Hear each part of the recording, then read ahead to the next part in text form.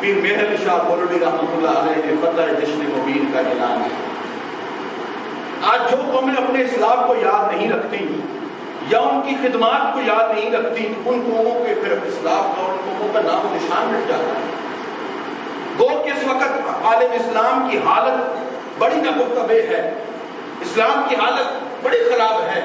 لیکن جو ہمارے اسلاف تھے ان کا دور بڑا دردناک تھا،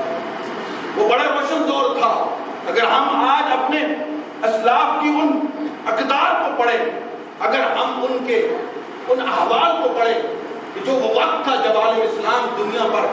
سپر پاور کی حیثیت رکھتا تھا، وہ کون لوگ تھے؟ جب یہ فتنہ اٹھا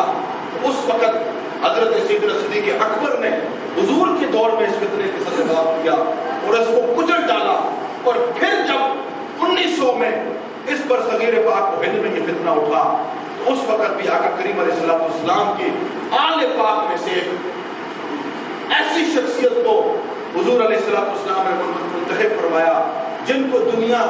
معمور بن الرسول، فاتحہ قادیان، تاجدار قلہ حضرت پیر مہر علی شاہ رحمۃ اللہ علیہ کے نام سے۔ یہ وہ ہستی ہے کہ اس وقت کے جب یہ فتنہ اٹھا اور اس وقت جب مرزے نے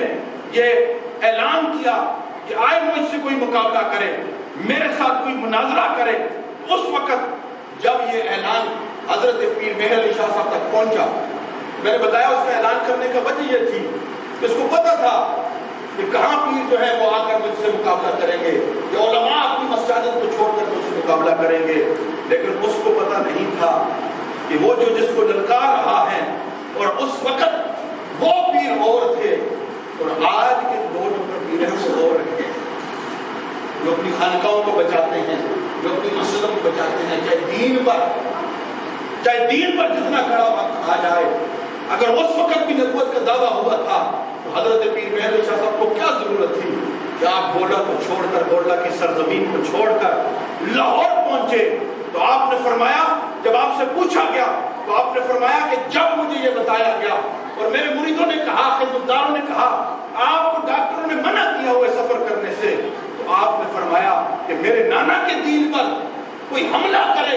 اور میرے نانا کی نبوت کو کوئی للکارے، وہ کانا لاہور میں بیٹھ کر ہمیں للکار رہا ہو، اور یہ علی کا بیٹا اور سیدہ کا بیٹا جو ہے وہ گولڑے میں بیٹھا رہے۔ کہا پیر مہر علی شاہ صاحب نے فرمایا میرے علی سے ایسی بغیرت فقیری نہیں ہو سکتی۔ فقیر تو وہ ہوتا ہے نا، فقر تو اس میں غالب آتا ہے نا، فقر تو اس میں ناز کرتی ہے نا۔ آج فقر کے بھیس میں کتنے قذاب بیٹھے ہیں جو لوگوں کے ایمانوں پر ڈاکہ ڈالتے ہیں۔ آج ہر کوئی اپنی دکان کھول کے بیٹھا ہوا ہے۔ یاد رکھیں فقیر بھی وہی ہوتا ہے، پیر بھی وہی ہوتا ہے، مرشد بھی وہی ہوتا ہے جس کی ایک نگاہ شریعت سے روشن ہو اور دوسری نظر اس کی طریقت سے روشن ہو، تب ہی جا کر وہ خود بھی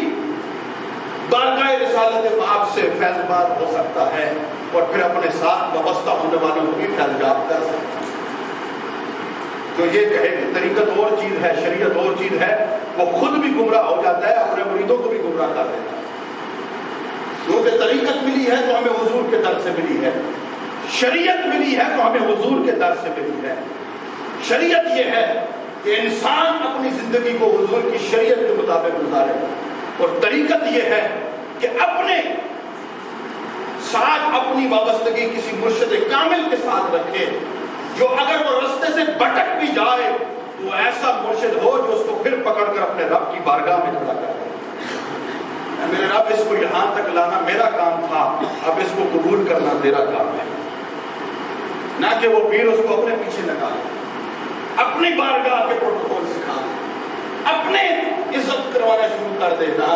مرشد کامل وہی ہوتا ہے جو اپنی ذات کی نفی کر کے اپنے ساتھ وابستہ ہونے والوں کو اپنے رب کی بارگاہ میں پہنچا دیتا ہے۔ ٹوٹا ہوا جو تعلق ہوتا ہے وہ اللہ سے ملا دیتا ہے۔ درد و عالم کے مارے ہوئے کیا دیتے ہیں،